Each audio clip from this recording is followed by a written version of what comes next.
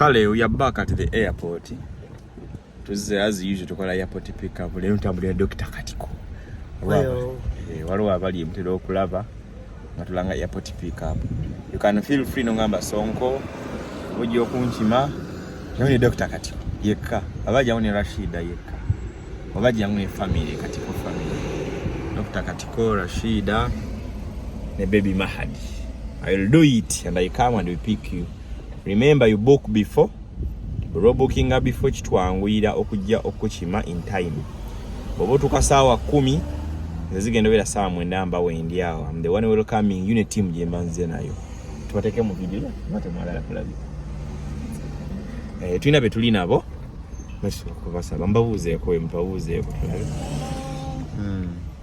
Muri clear? Clear. Tugenda kukima yani leero. By the way abantu bendi nabo banabo tuvide waffe boyogerere.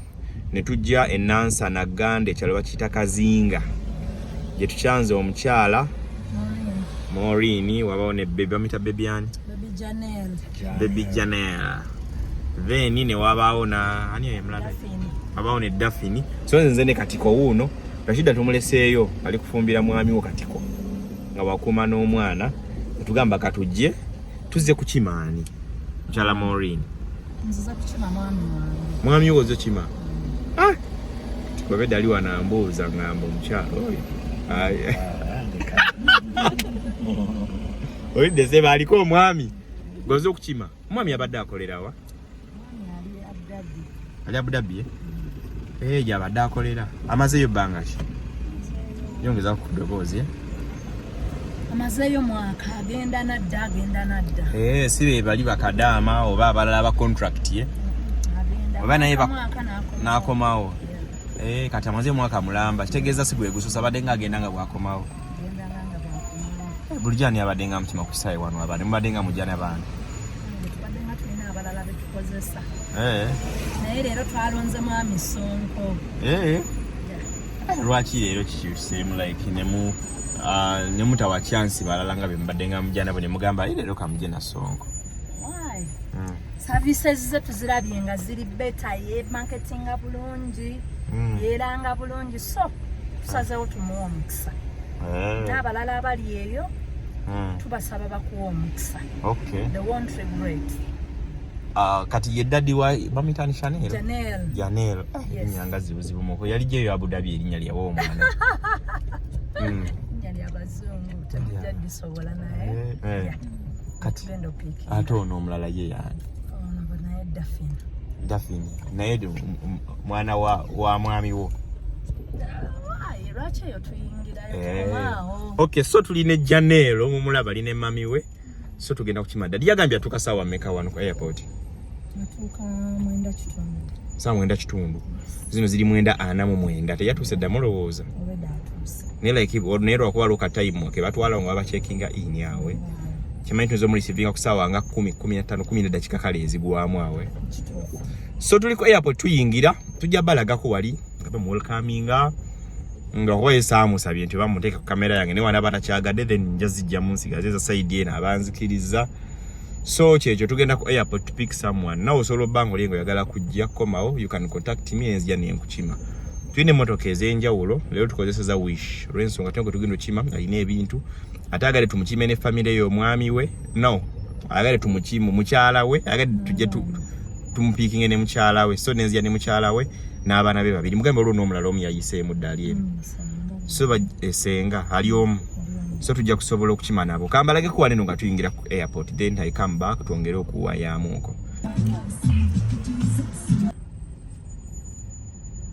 motoka eyo kirabe Katiko tulina okuvuga ku sport zifaanana ng'abantu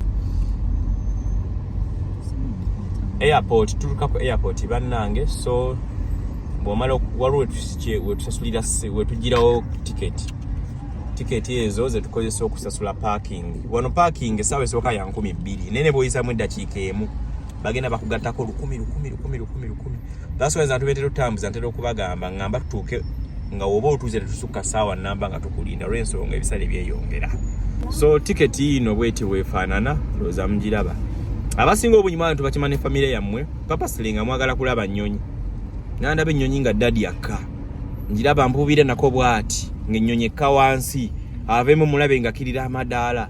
If not that nziruke n'emisinde mugwe mu kifuba ng'akyali munda mu nnyonyi nga mulengedde nange kale mu nnyonyi kale ndabeyooko tukke ffenna. Wano we tukimira abantu toyinza wadde okugiwulirako ng'ewuuma zigwa wala.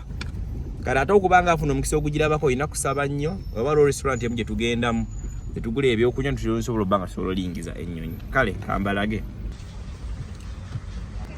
Eno parking, as I told you, tuli ku airport. So tugenda bayitawo arrival we balina okutuukira be tubajja abavaayo mitala mayanja. Manyi ffe tuli mu kafulu mu kukima abava ebweru w'eggwanga naye nga tetunnagendayo okwo.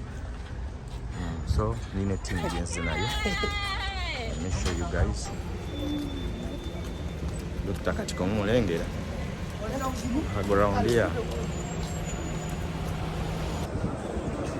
Ine Katiko.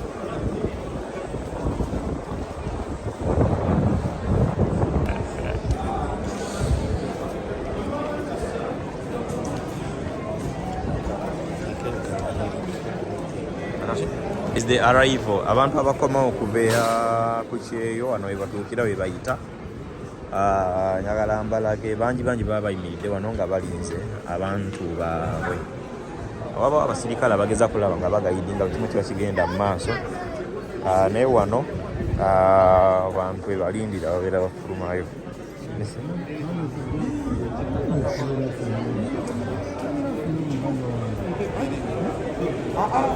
Atukule lengo liko shikana walusiwa na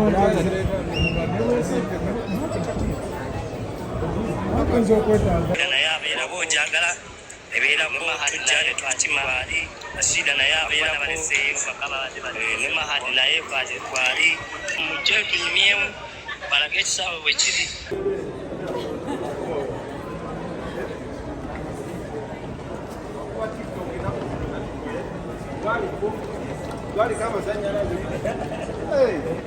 As I told you, we've come to pick someone. Finally, tumaze ntumufuna. Omwami yuno tumukimye ne mukyala we. Ne baby n'abalala abawaka.